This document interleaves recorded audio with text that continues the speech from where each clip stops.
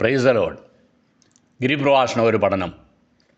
മത്തായി 5:43 മുതൽ 48 വരെ. ദൈവിക സ്വഭാവം ജാതികളുടെ ഇടയിൽ പ്രദർശിപ്പിക്കാൻ ദൈവത്താൽ തിരഞ്ഞെടുക്കപ്പെട്ട ജനമാണ് ഇസ്രായേല്യർ. ഇസ്രായേൽ എൻ്റെ പുത്രൻ, എൻ്റെ ആദ്യജാതൻ തന്നെ എന്ന് യഹോവ അരുളി ചെയ്തിരിക്കുന്നു. ഒരു വ്യക്തിയുടെയും അവൻ്റെ തലമുറകളുടെയും ജീവിതത്തിൻ്റെ എല്ലാ മേഖലകളെയും ഇത്രയധികം ശ്രദ്ധ വെച്ച് നടത്തിയ ഒരു മാതാവോ പിതാവോ ഈ ഭൂമിയിൽ ജനിച്ചിട്ടില്ല. ഇസ്രായേൽ ജനത്തിൻ്റെ ജീവിതത്തിൻ്റെ എല്ലാ കാര്യങ്ങളെയും ക്രമീകരിച്ചിരുന്നത് ജീവനുള്ള ദൈവവും അവൻ്റെ ധാർമ്മിക മാനദണ്ഡപ്രകാരവും ആയിരുന്നു. അതിൽ വീഴ്ച വരുത്തുവാൻ ദൈവമാരെയും അനുവദിച്ചിരുന്നില്ല. എന്നാൽ ദൈവഹിതപ്രകാരം ജീവിക്കുവാൻ അവർ പരാജയപ്പെട്ടു. പരാജിതരായ അവരുടെ ഉദ്ധാരണത്തിനായി ഇസ്രയേലിൻ്റെ വാഗ്ദത്ത മെശിയ മനുഷ്യപുത്രനായി ബത്ലഹേമിൽ ജാതനായി.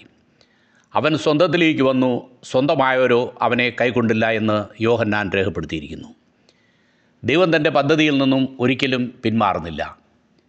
ദൈവീയ പദ്ധതിയുടെ പൂർത്തീകരണത്തിനായി യഹൂദരിൽ നിന്നും ജാതികളിൽ നിന്നും ഒരു കൂട്ടം ജനത്തെ വിളിച്ചു വേർതിരിച്ചു തൻ്റെ മക്കളെന്ന പദവി നൽകി തൻ്റെ സഭയെ ഈ ഭൂമിയിൽ സ്ഥാപിച്ചു.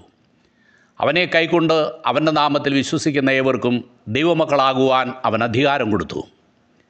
അവൻ്റെ വാക്കുകൾ കഠിനവാക്കുകൾ എന്ന് പറഞ്ഞ് അവൻ്റെ ശിഷ്യന്മാരിൽ അനേകർ പിന്തിരിഞ്ഞുപോയി. ശേഷിച്ചവരോട് നിങ്ങൾക്കും പൊയ്ക്കൊള്ളുവാൻ മനസ്സുണ്ടോ എന്നാണ് കർത്താവ് ചോദിച്ചത്. ശിഷ്യന്മാരുടെ അംഗസംഖ്യ കൂട്ടുവാൻ തൻ്റെ ധാർമ്മിക മാനദണ്ഡത്തിൽ വിട്ടുവീഴ്ച ചെയ്യുവാൻ കർത്താവ് ഒരിക്കലും തയ്യാറായിരുന്നില്ല. ഇപ്രകാരം തന്നെ അനുഗമിച്ച ശിഷ്യന്മാർക്ക് നൽകിയ ജീവിത മാർഗരേഖയാണ് ഗിരിപ്രഭാഷണം. അന്നും ഇന്നുമുള്ള എല്ലാ ശിഷ്യന്മാരുടെയും ജീവിത മാർഗരേഖ ഇതുതന്നെയാണ്.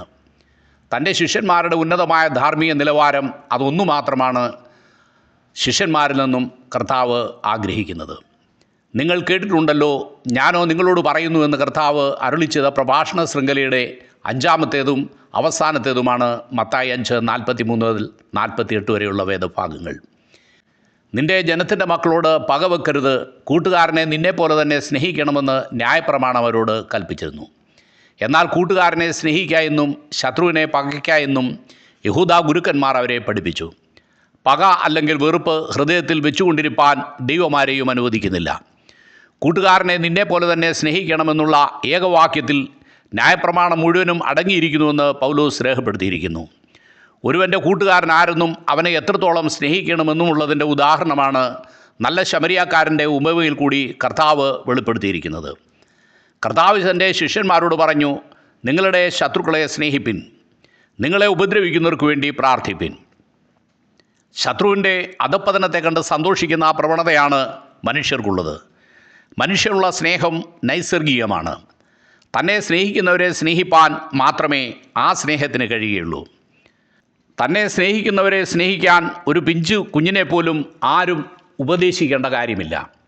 എന്നാൽ ശത്രുവിനെ സ്നേഹിക്കാൻ ആര് പറഞ്ഞാലും മനുഷ്യനുള്ള ഈ സ്നേഹത്തിന് കഴിയുകയുമില്ല.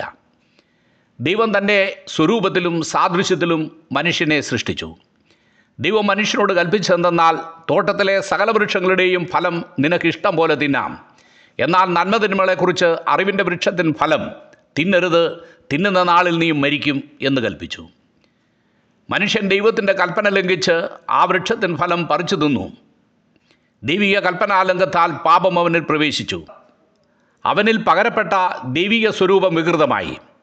അവൻ സാത്താൻ്റെ അധീനതയിലായി. വികൃതമാക്കപ്പെട്ട സാത്താന്യ സ്വഭാവമാണ് സഹോദരനോട് കോപിക്കുവാനും അവനെ കൊല്ലുവാനും അവനെ പ്രേരിപ്പിച്ചത്. അതുകൊണ്ട് കൊല ചെയ്യരുതെന്ന് ന്യായപ്രമാണത്തിന് കൽപ്പിക്കേണ്ടി വന്നു. ഇസ്രായേല്യർ തങ്ങളുടെ സഹോദരപുത്രന്മാരായ ഏദോമ്യരെ വെറുത്തു.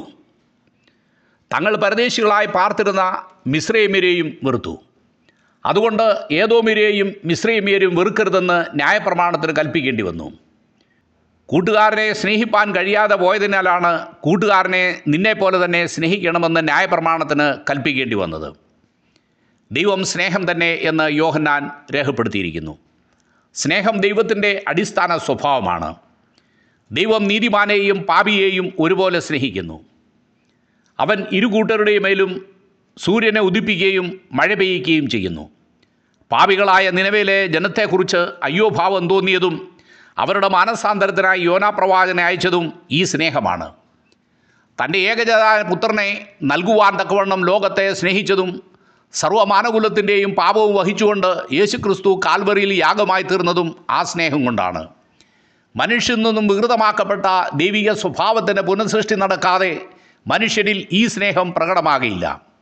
അതുകൊണ്ട് തന്നെ അനുഗമിച്ചവരോട് കർത്താവ് പറഞ്ഞു, വെള്ളത്താലും ആത്മാവിനാലും ജനിച്ചില്ല എങ്കിൽ ദൈവരാജ്യത്തിൽ കടപ്പാൻ ആർക്കും കഴിയുകയില്ല. ജഡത്താൽ ജനിച്ചത് ജഡമാകുന്നു, ആത്മാവിനാൽ ജനിച്ചത് ആത്മാവാകുന്നു. യേശുവിനെ കർത്താവെന്ന് വായ്കൊണ്ട് ഏറ്റുപറയുകയും ദൈവം അവനെ മരിച്ചവരിൽ നിന്ന് ഉയർത്തെഴുന്നേൽപ്പിച്ചു എന്ന് ഹൃദയം കൊണ്ട് വിശ്വസിക്കുകയും ചെയ്താൽ നീ രക്ഷിക്കപ്പെടുമെന്ന് പൗലോസ് രേഖപ്പെടുത്തിയിരിക്കുന്നു.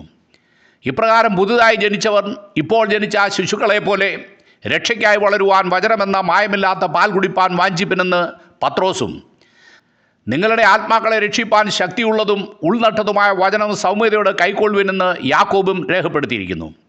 ഇപ്രകാരം വീണ്ടും ജനനം പ്രാപിച്ച് ദൈവവചനത്തിൽ വളർന്ന് ദൈവസ്നേഹത്തിൽ നിറയപ്പെട്ടതിനാലാണ് കർത്താവിൻ്റെ ശിഷ്യന്മാർ ഭൂലോകമെമ്പാടും കടന്നുപോയി സർവ്വസൃഷ്ടിയോടും സുവിശേഷം അറിയിച്ചതും തങ്ങളെ ഉപദ്രവിച്ചവർക്ക് വേണ്ടി പ്രാർത്ഥിച്ചതും.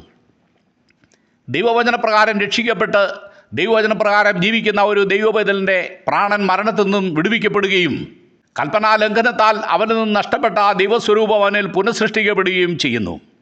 അവൻ ദിനംതോറും തൻ്റെ പാപത്തെക്കുറിച്ച് ദുഃഖിക്കുന്നവനും സൗമ്യ സ്വഭാവം ധരിച്ച് നീതിക്ക് വേണ്ടി വിശപ്പും ദാഹവും ഉള്ളവനുമായി മറ്റുള്ളവരോട് കരുണ കാണിക്കുകയും ഹൃദയശുദ്ധി വരുത്തുന്നവനും അവൻ കർത്താവിൻ്റെ വേലയിൽ വർദ്ധിച്ചു വരണം.